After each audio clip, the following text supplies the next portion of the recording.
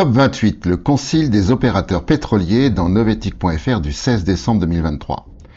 Sous la présidence de Sultan Al-Jaber, la COP28 a permis de trouver un accord pour abandonner progressivement les énergies fossiles. Cette conférence s'est achevée le 13 décembre 2023. Le 15 décembre 2023, Sultan Al-Jaber déclarait dans le Guardian « Le monde continue d'avoir besoin de pétrole et de gaz à faibles émissions de carbone et à faible coût » et d'ajouter que « En fin de compte, n'oubliez pas que c'est la demande qui décidera et dictera quel type de source d'énergie permettra de répondre aux besoins énergétiques mondiaux croissants. » Il conclut que l'entreprise ADNOC, dont il est dirigeant, continuera à investir dans le pétrole. Le ministre saoudien de l'énergie, Aziz Ben Salman, a déclaré que l'accord de la COP28 n'aurait aucun impact sur les exploitations de son pays. Selon lui, le texte n'impose rien aux pays producteurs. Olivier Gantois, président de l'Union française des industries pétrolières, rappelle qu'il ne faut surtout pas assécher l'offre de pétrole au risque de créer une pénurie. Quant au patron de Total Energy, il voit dans l'accord une opportunité de développer des énergies comme le gaz. COP en réalité signifie Concile des opérateurs pétroliers. Les populations de pollinisateurs diminuent et les fleurs produisent de moins en moins de nectar dans la relève-et-la-peste.fr du 20 décembre 2023. Dans une étude parue dans la revue scientifique New Phytologist le 19 décembre 2023, des scientifiques du CNRS et de l'Université de Montpellier ont montré que l'autofécondation des plantes à fleurs a augmenté de 27%. Les fleurs des champs d'aujourd'hui sont 10% plus petites, produisent 20% moins de nectar et sont moins visitées par les pollinisateurs que leurs ancêtres. Il s'agit d'un cercle vicieux, le déclin des pollinisateurs entraîne la réduction de la production de nectar par les fleurs, ce qui pourrait aggraver le déclin des insectes. Selon les évaluations de la liste rouge pour l'Union internationale pour la conservation de la nature, UICN, 16,5% des pollinisateurs vertébrés sont menacés d'extinction au niveau mondial, tandis que 37 à 40% des abeilles sont menacées. 90% des plantes sauvages à fleurs dépendent du transfert de pollen par les animaux. Le rendement et la qualité des cultures dépendent de la diversité des pollinisateurs. Or, leur diversité est en déclin. L'empreinte carbone des 10% les plus riches dans Reporter.net du 18 décembre 2023. Dans une étude intitulée « L'empreinte carbone du capital », on apprend qu'un individu faisant partie des 10% les plus riches en France émet en moyenne 38 tonnes équivalent CO2 tous les ans, alors que la moyenne française est de 10 tonnes équivalent CO2 par an et par personne.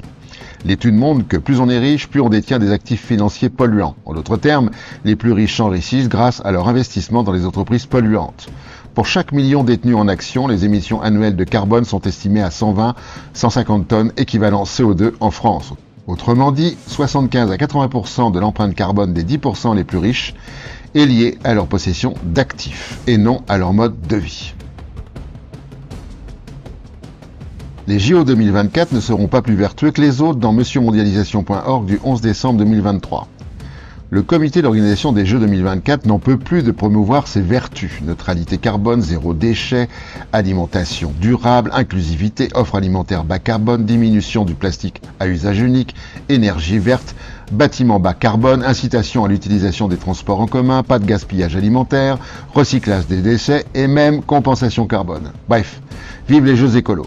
Dans une étude parue dans la revue Nature en 2021 portant sur les Jeux de 1992 à 2020, le chercheur du département de géographie et de durabilité à l'université de Lausanne, David Wolf et ses équipes ont créé un modèle avec 9 indicateurs pour évaluer la durabilité des 16 éditions des Jeux olympiques d'été et d'hiver entre 1992 et 2020. Résultat, aucun des Jeux n'atteint les critères de durabilité.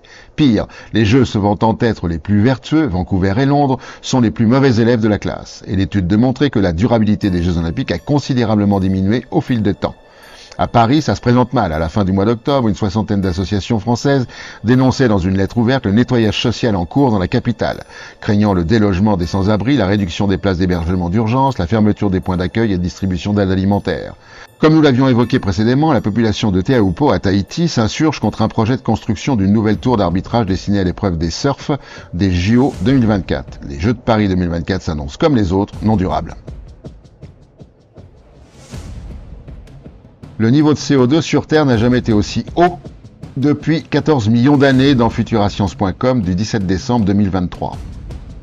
80 chercheurs de 15 pays différents ont publié le 8 décembre 2023 dans la revue Science le résultat de leurs 7 années de recherche.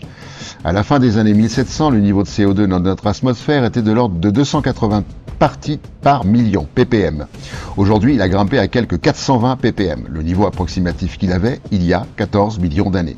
Rappelons que les premiers hominides épipèdes sont apparus il y a 7 millions d'années. Pour mieux comprendre ce graphique, il représente les concentrations atmosphériques de CO2 sur Terre exprimées en parties par million, donc ppm, tout au long de l'ère Cénozoïque, depuis l'époque pré-industrielle jusqu'il y a 65 millions d'années. Les barres de couleur représentent les températures globales. La ligne pointillée représente la concentration actuelle de CO2 à 420 ppm. Quant au niveau prévu pour la fin du siècle, de l'ordre de 600 à 700 ppm, c'est celui qui existait il y a plus de 55 millions d'années lorsque la Terre était presque entièrement libre de glace. Les chercheurs signalent également qu'à la période la plus chaude qu'a connue notre planète, il y a environ 50 millions d'années, le niveau de CO2 atmosphérique atteignait les 1600 ppm. La température moyenne était alors de l'ordre de 12 degrés supérieure à celle que nous connaissons aujourd'hui. La conclusion de ce rapport indique que notre climat apparaît plus sensible encore aux gaz à effet de serre que le prévoyaient les études antérieures. Il prévoit un réchauffement de 5 à 8 degrés pour un doublement des émissions de CO2, alors que les prévisions le situaient plutôt entre 1,5 et 4,5. Et pour finir, la connerie de la semaine.